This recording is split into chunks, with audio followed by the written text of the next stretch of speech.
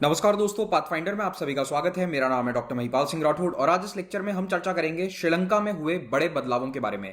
तो श्रीलंका में एक सॉर्ट ऑफ रेवोल्यूशन चल रहा है।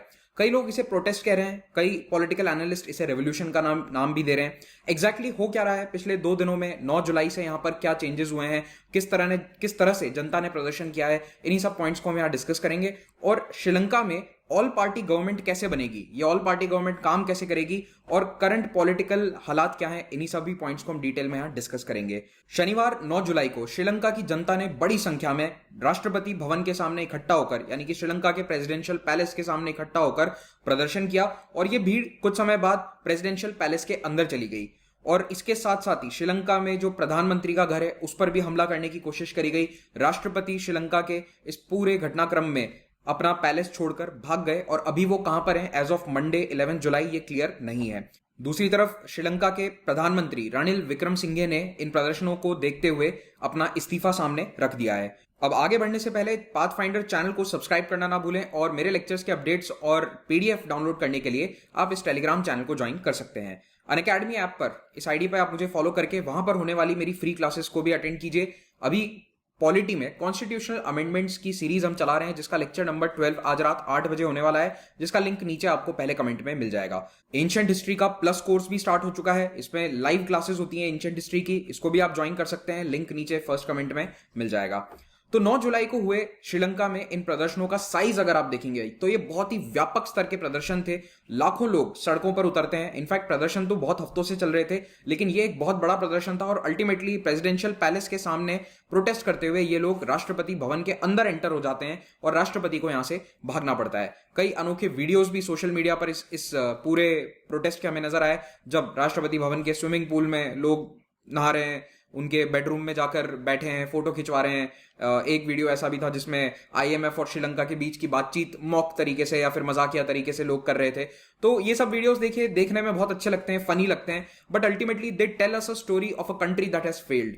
तो ये दिखने में हमारे लिए हास्यास्पद हो सकता है, लेकिन एज अ कंट्री श्रीलंका के लिए ये बहुत ही खतरनाक साइन है। और श्रीलंका ही नहीं है, दुनिया के हर देश के लिए खतरनाक हो सकता है जहां पर डेट बहुत ज्यादा है, आर्थिक हालात खराब हैं। कुछ इसी तरह के सीन्स 1986 में फिलीपींस में भी हुए थे, वहां पर उसे पीपल पावर रेवोल्यूशन कहा गया था।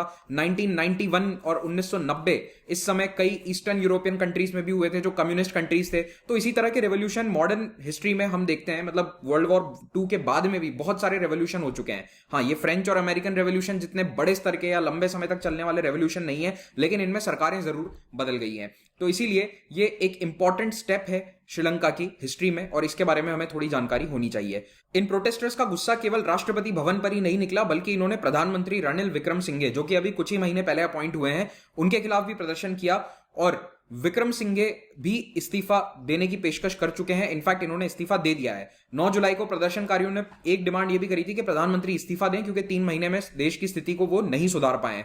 लेकिन विक्रमसिंघे पहले पूरे दिन तक इस्तीफा नहीं दे रहे थे। At the end of the day around 7 PM, I think, हाँ 7 बजे के आसपास का समय था जब रानिल विक्रमसिंघे ने ट्विटर पे ये पोस्ट डाला कि मैं इस्तीफा दे रहा हूं।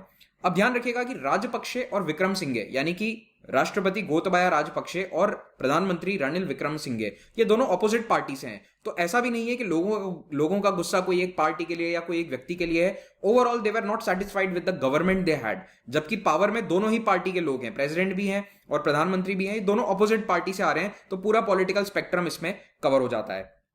अब टेक्निकली प्रधानमंत्री अपना इस्तीफा राष्ट्रपति को देते हैं, that is how things go. लेकिन गोतबाया राजपक्षे खुद अपना प्रेसिडेंशियल पैलेस छोड़कर भाग गए थे बिकॉज ऑफ दीज प्रोटेस्ट, और वो कहां पर हैं अभी मंडे तक भी हमें पता नहीं है। हालांकि उनकी तरफ से कुछ ऑर्डर्स पास किए गए हैं, जैसे कि देश में गैस डिस्ट्रीब्यूशन का ऑर्डर उन्होंने मंडे सुबह दिया है, लेकिन वो खुद मौजूद कहां है हमें इसके बारे में कोई जानकारी नहीं है। अब राष्ट्रपति अगर गायब है तो राष्ट्रपति का काम कौन करेगा? तो देखिए, श्रीलंका का संविधान ये कहता है कि अगर राष्ट्रपति पद से हट जाते हैं, डेथ हो जाती है due to any unforeseen circumstances, राष्ट्रपति देश में नहीं है, तो ऐसे में प्रधानमंत्री कुछ समय के लिए राष्ट्रपति का पद ग्रहण कर लेंगे। He will assume the presidency in the event of president's resignation, इस्तीफा, डेथ या जो भी केस होता है, और फिर नए चुनाव होंगे राष्ट्रपति के, तब नया राष्ट्रपति नियुक्त होगा।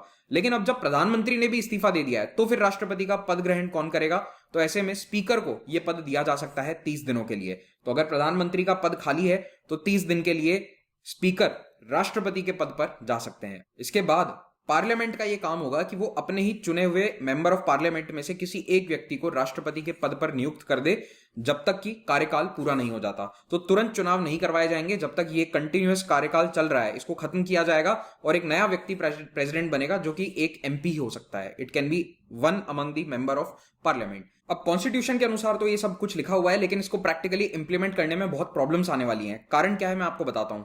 देखिए 2020 में श्रीलंका में आखिरी बार चुनाव हुए थे। 225 सीट्स होती हैं श्रीलंका की पार्लियामेंट में, जिसमें से 145 राजपक्षे परिवार के द्वारा नेतृत्व करने वाली अलायंस जीत कर आई थी। So they have a good majority in the parliament. Rajapaksa परिवार जिसके राष्ट्रपति गोतबाया राजपक्षे हैं, पूर्व राष्ट्रपति महिंदा राजपक्षे हैं, इनकी पार्टी जिसका नाम है श्रीलंका पीपल्स फ्रीडम अलायंस, इसके पास 145 सीट्स हैं।